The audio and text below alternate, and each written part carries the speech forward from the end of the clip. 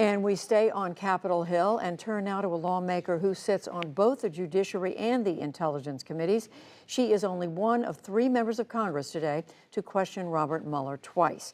Her exchange in the second hearing was one of the most commented on of the day. Representative Val Demings is a Democrat from Florida, and she joins me now. Congresswoman Demings, thank you very much for talking with us. Your principal takeaway from today's testimony?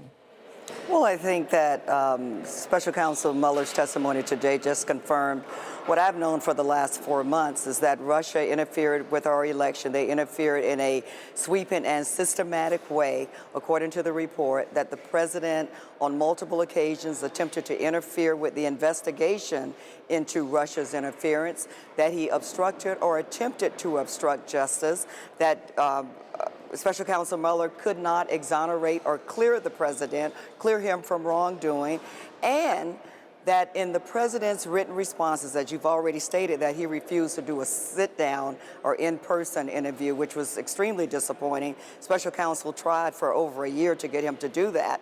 But in his written responses, that the president was not completely truthful in those responses. I'm sure you know, or perhaps you haven't heard, but President Trump's comment on all this today was that it was a disaster for Democrats, that a special counsel, the former special counsel, had really nothing new to add, that it was a weak performance, and that essentially Democrats have hurt their case by bringing him before the Congress.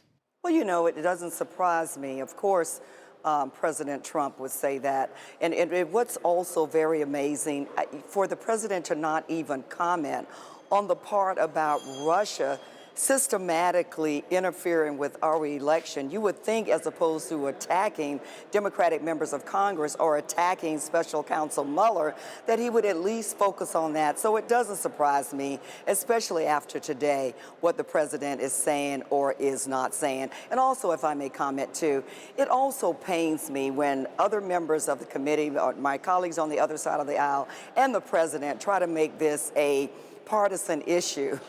I do believe the American people do care about what happened in the 2016 election. I believe the American people do want to hold the president accountable if he was engaged in wrongdoing.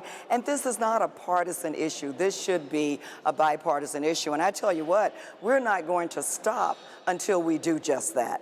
And what does that mean?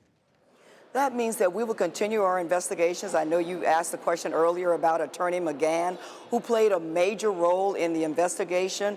According to Attorney McGahn, who Special Counsel confirmed today was a very credible witness, the president tried on multiple times to get Attorney McGahn to call Assistant Attorney General Rosenstein to fire Mueller. Matter of fact, the president said something to the effect, Mueller has to go on multiple times. And then, to me, like a mobster, then asked the question, has it been done yet?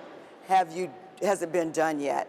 And so I believe that Attorney McGahn's testimony about this attempted obstruction on the part of the president is extremely important to the additional work ahead of us. What do you see this all leading to, Congresswoman Demings? Do you see it leading to impeachment proceedings, something short of that?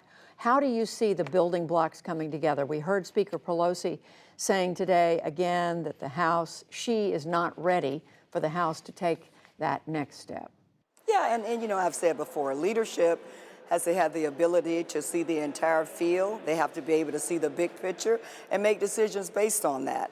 I said 4 months ago, after reading the special counsel's report, that I believe that there was enough in the report to begin an impeachment inquiry at that time.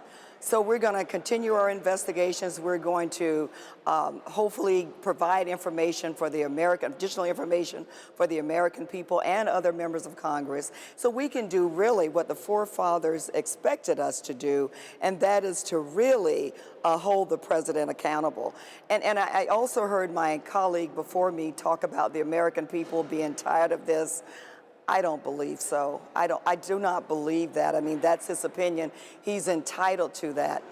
But the provision was put in our Constitution that when additional accountability needed to be exercised, that responsibility is given to Congress to do that, and we intend to do that. Do you believe the case for impeachment was advanced today by Robert Mueller? I certainly do, because now remember, I believed it 4 months ago as a former police chief, a former police detective.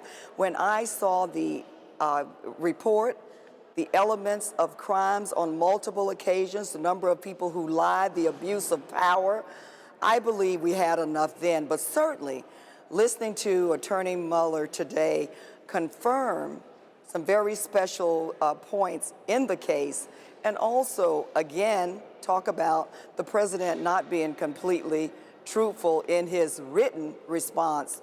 I certainly believe that the ball was advanced down the field today. Congresswoman Val Demings of Florida, we thank you very much. Thank you.